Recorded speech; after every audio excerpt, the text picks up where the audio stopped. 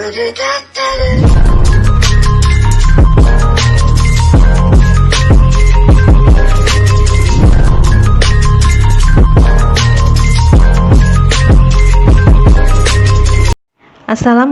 warahmatullahi wabarakatuh. Sampurasun.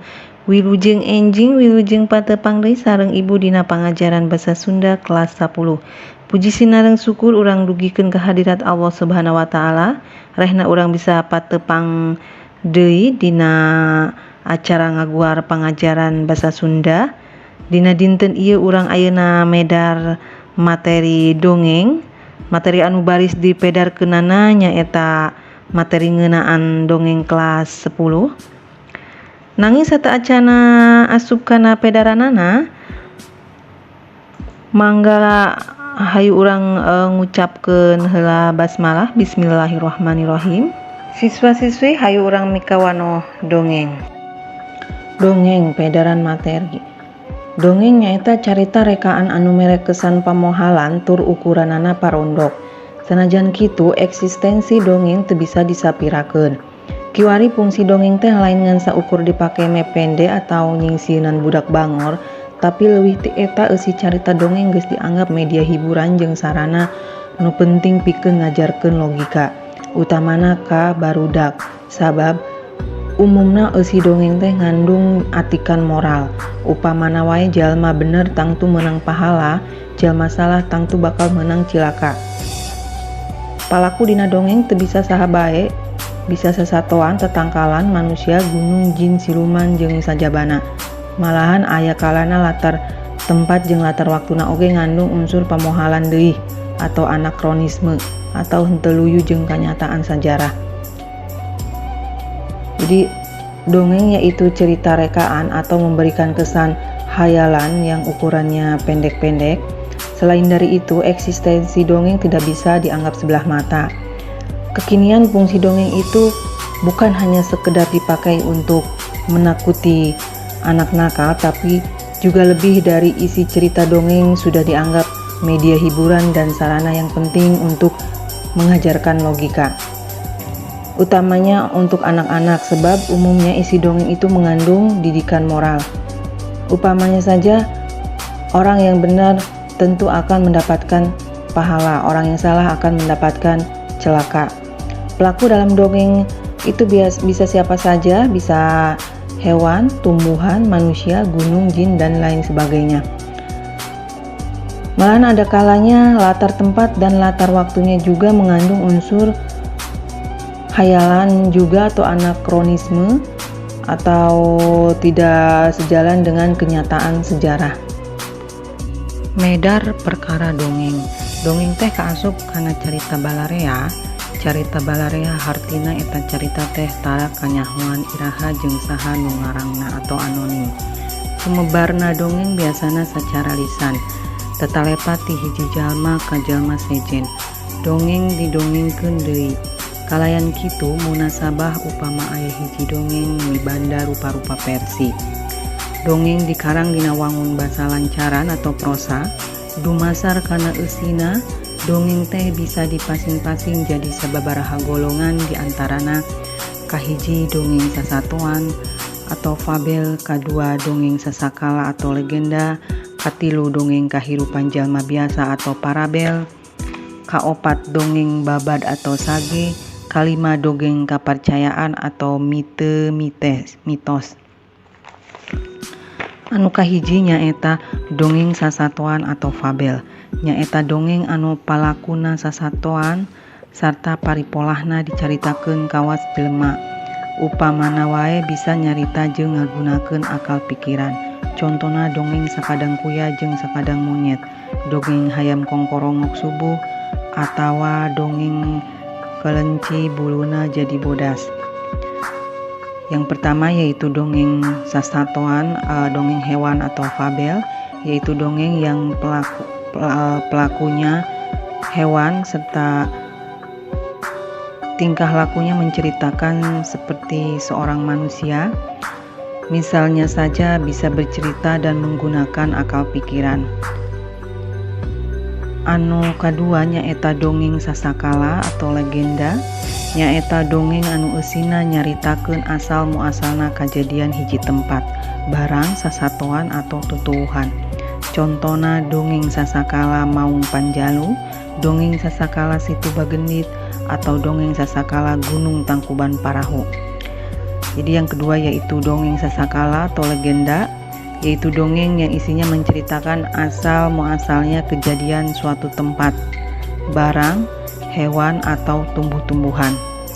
Anu katilu nyaeta dongeng kahirupan jalma biasa atau farabel, nyaeta dongeng anu eusina nyaritakeun kahirupan jalma biasa. Contona dongeng si kabayan maling nangka, dongeng si kabayan ngadepaan lincar jeung sajabana. Yang ketiga yaitu dongeng kehidupan orang biasa atau farabel, yaitu dongeng yang isinya menceritakan kehidupan orang biasa. Contohnya dongeng si kabayan maling nangka. Anu kaopat nyaeta dongeng babad atau sage, nyaeta dongeng anu eusina nyaritakeun kajadian atau jelema nu ngandung unsur sajarah. Contona dongeng Prabu Siliwangi, dongeng Kean Santang, jeung sajabana. Yang keempat yaitu dongeng babad atau sage, yaitu dongeng yang isinya menceritakan kejadian atau orang yang mengandung unsur sejarah. Contohnya dongeng Kean Santang. Anu kalima nyaeta dongeng kapercayaan, mite atau mitos, nyaeta dongeng anu eusina raket patalina jeung kapercayaan masyarakat kana bangsa lelembut atau hal-hal gaib.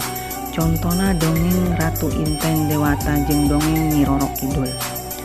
Jadi yang kelima adalah dongeng kepercayaan, mite atau mitos, yaitu dongeng yang isinya erat hubungannya dengan kepercayaan masyarakat dalam bangsa makhluk halus atau hal-hal gaib. Ya contohnya yaitu dongeng Nyi Roro Kidul. Ayeuna asup kana struktur carita nu nyampak dina dongeng. Jadi sarua jeung karya lainna saperti carpon atau novel, aya jejerna, aya palaku atau tokoh-tokohna, puguh latar atau settingna, ngabogaan galur carita jeung amanat. Jadi struktur dongeng teh nyaeta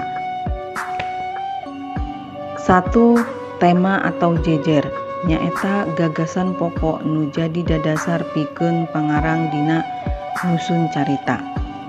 Tema atau jejer yaitu gagasan pokok yang jadi dasar untuk mengarang dalam menyusun cerita. Anu kadua nyaeta palaku atau tokoh, nyaeta sagala nu ngalalakon dina hiji carita, bisa jalma, sasatoan, tutuwuhan, atau bangsa lelembutan jin jeung siluman. Jadi yang kedua yaitu pelaku atau tokoh, yaitu segala yang menjadi peran utama dalam satu cerita, bisa manusia, hewan, tumbuh-tumbuhan, atau bangsa lelembutan atau makhluk halus, jin dan siluman. Anu katilu nyaeta latar atau setting, nyaeta tempat, waktu, jeung kaayaan nu nyampak dina hiji carita. Yang ketiga yaitu latar atau setting, yaitu tempat, waktu, dan keadaan yang nampak dalam satu cerita. Anu kaopat nyaeta galur carita atawa plot, nyaeta runtuyan kajadian nu miboga hubungan sebab akibat atau kausalitas. Yang keempat yaitu galur cerita atau plot, yaitu rangkaian kejadian yang mempunyai hubungan sebab akibat atau kausalitas. Anu kalima nyaeta amanat, nyaeta ajaran atau pesan didaktis nu ditepikeun ku pangarang dina hiji carita. Jadi yang kelima yaitu amanat, yaitu ajaran atau pesan yang disampaikan oleh pengarang dalam suatu cerita. Mangpaat dongeng pikeun kahirupan zaman kiwari diantarana. Kahiji nyaeta pikeun hiburan, kadua sebagai atikan moral jeung katilu salaku kritik sosial. Jadi manfaat dongeng untuk kehidupan zaman sekarang diantaranya: satu, sebagai hiburan, kedua, sebagai didikan moral, dan ketiga yaitu selaku kritik sosial. Kemahiran mendongeng. Mendongeng itu merupakan salah satu kemahiran bercerita. Cara mendongeng bisa langsung dipraktekkan, bisa juga dengan cara membaca. Mendongeng dipraktekkan tentu berbeda dengan membaca dongeng. Di bawah ini ada beberapa hal yang harus diperhatikan kalau kita mendongeng atau membaca dongeng. Di antaranya, 1. Hafalkan terlebih dahulu dongeng atau baca terlebih dahulu dalam hati. Kedua, pahami unsur-unsur ceritanya. Ketiga, hafalkan jalan ceritanya supaya ketika memulai mendongeng tidak mengulang-ulang kata. Kemudian keempat, membaca dongeng, dalam membacanya jangan gugup. Kelima, bedakan mana bagian pembuka atau prolog, bagian isi, dan bagian penutup atau epilog. Keenam, kalau bisa dalam mendongeng atau membaca dongeng, suara-suara di setiap pelaku ada bedanya. Pengulangan kata harus jelas serta harus tergambar nada omongannya atau nada bicaranya, apakah marah, sedih, atau gembira. Ketujuh, harus jelas tinggi rendahnya suara saat berbicara dengan volume suaranya.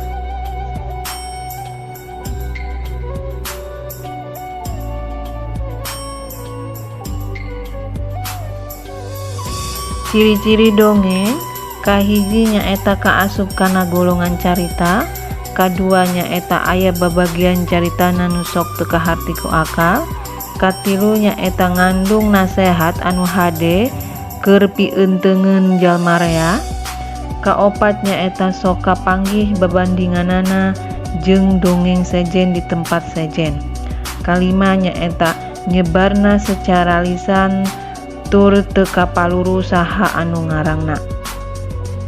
Jadi ciri-ciri dongeng yaitu: 1. Termasuk dalam golongan cerita. Kedua, ada bagian-bagian cerita yang tidak diketahui oleh akal. Ketiga, mengandung nasihat yang bagus untuk cerminan manusia pada umumnya. Keempat, suka bertemu perbandingannya dengan dongeng lain di tempat lain. Kelima, menyebarnya secara lisan dan tidak diketahui siapa pengarangnya. Teknik ngadongeng diantarana: kahiji kudu apal kana lalakon, sakapeung kudu tapis improvisasi lamun pareng poho kana lalakonanana. Kadua, nyaeta kudu ngabogaan teknik vokal anu hade, utamana dina ngarobah-robah sora tokoh-tokoh dongeng. Katilu, nyaeta kudu apal suasana dongeng, upamana suasana pilemburan, pileweungeun, karaton, jeung sajabana. Kaopat nyaeta kudu make ekspresi anu merenah, boh dina pasemon, lentong, peta, jeung rengka. Jadi teknik mendongeng diantaranya yaitu: 1. Harus hafal dalam peran utama.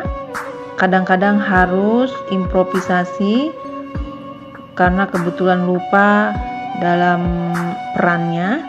Kemudian kedua, harus mempunyai teknik vokal yang bagus ya, utamanya dalam merubah-rubah suara tokoh-tokoh dongeng.